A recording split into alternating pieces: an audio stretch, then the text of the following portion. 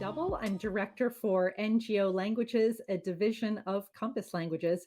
And we're here out in the world serving the international development, NGO, nonprofit, and multilateral institutions community with localization services, which basically means we translate whatever you need in whatever type of content.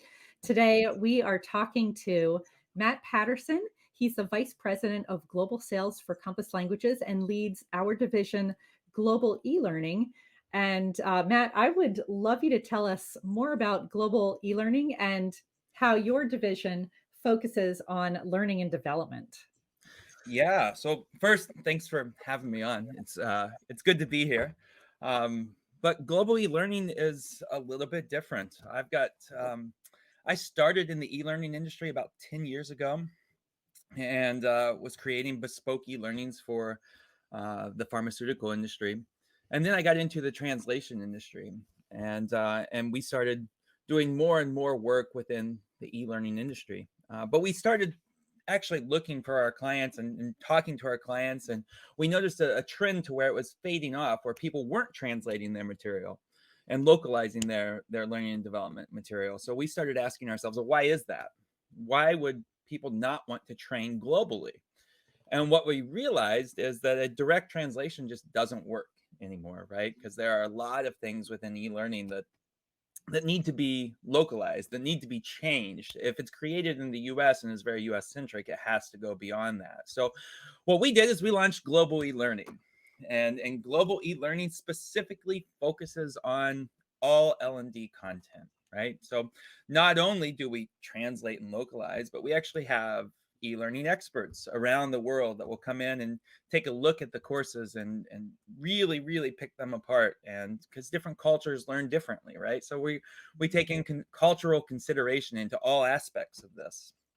And since then, we've noticed not only trends going up of people localizing, yet, and yes, there's been some world trends or world catastrophes that have helped the trend of e-learning going on globally, but also just simply doing it right and doing it correctly the first time has really provided a boost. And in addition to that, it's actually understanding and taking the time to understand e-learning platforms, different approaches to e-learning, how all of that works, and simply understanding that from the staff, from the first contact, which is sales, all the way to the end contact, which is our project managers, and having everyone fully trained on these platforms has made a world of difference.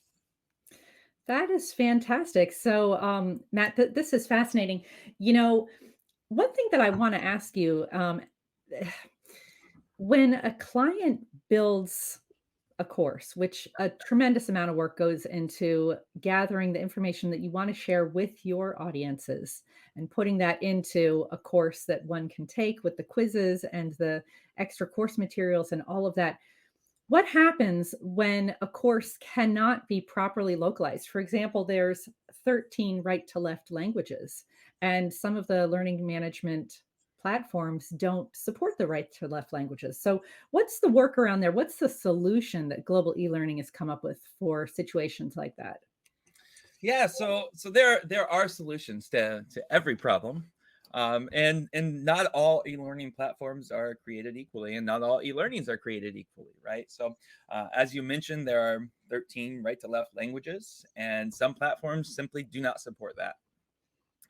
Other platforms do. So one obvious solution is you could move platforms, right? You could go Mhm. to a different platform and start something different, and just for those right to left languages.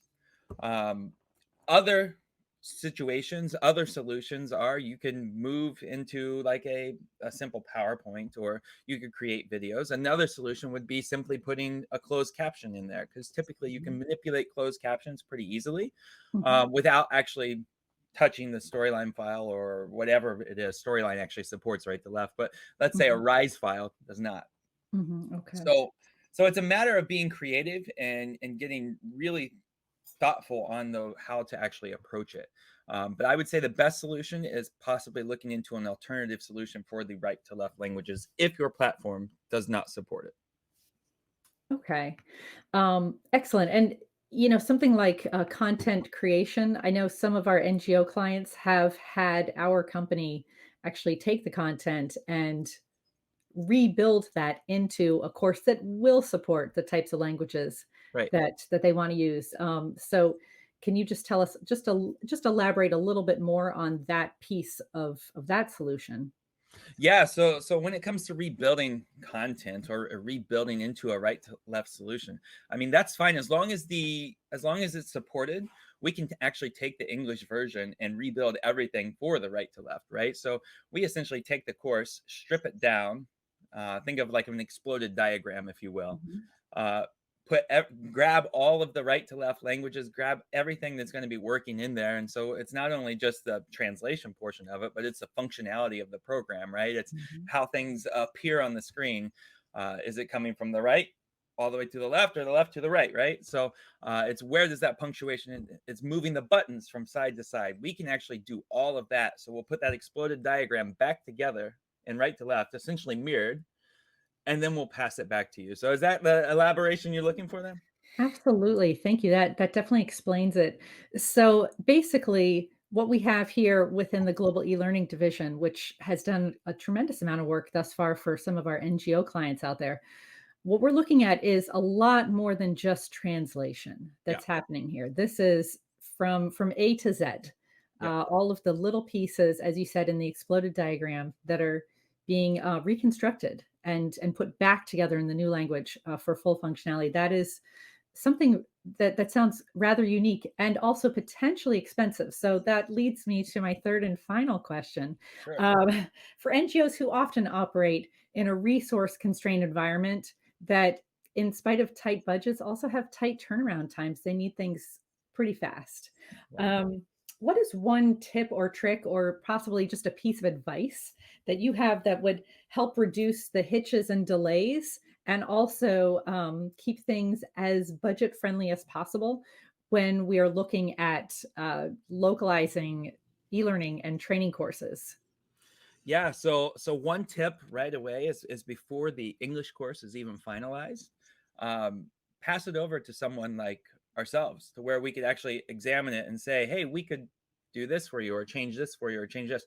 That would be an easy solution. But those things that I'm referencing, the this and the that and the this, there are easy ways to actually make your courses more translatable and more friendly when it comes to translation and localizing. So for example, the old real estate saying is location, location, location, right? And e-learning for translation purposes, it's white space, white space, white space. Mhm. Obviously, the translation is going to go, it's anywhere between 20 to 30% longer once it's translated from English to another language. So with that, you want that white space so you can obviously fit the text in and it will still look good on there. There are other things that we can offer. For example, don't embed your text into images. That is a significant cost when we have to actually pull that text out, edit the image, put the text back in, do all of that. Don't embed text into your videos. Mhm. Try not to include local idioms. For example, think of a slice of pizza, and if you're translating that course and sending it to Japan, for example, a slice of pizza might not be the best example to use there. Mhm. Don't include like a U.S. football reference, right? Mhm. Because football everywhere else in the world is what we call soccer here in the U.S. Uh-huh. So using a U.S. football example is not great for a course. So it's just little things like that that you can make more localizable friendly. And then there's other tricks and tips that we can do as well. Mhm. So captions are faster than getting a studio quality voiceover, as Mhm. well as something we call TTS, which is text to speech. So Mhm. having an automated voice do it, and it no longer sounds robotic or has to sound robotic. It can actually sound quite nice. So um, that's basically a couple tips and tricks, but we have more if you'd like. That's wonderful. It's so great to learn more about the truly turnkey services that are available within localizing courses. Certainly, we will be working with more NGOs and nonprofits going forward to localize courses. And Matt, thank you so much for being here today with 3 questions with NGO languages. And if you all out there have any further questions about this, feel free to message, get in touch in the myriad of ways that you can get in touch. And we look forward to working with you all in the future.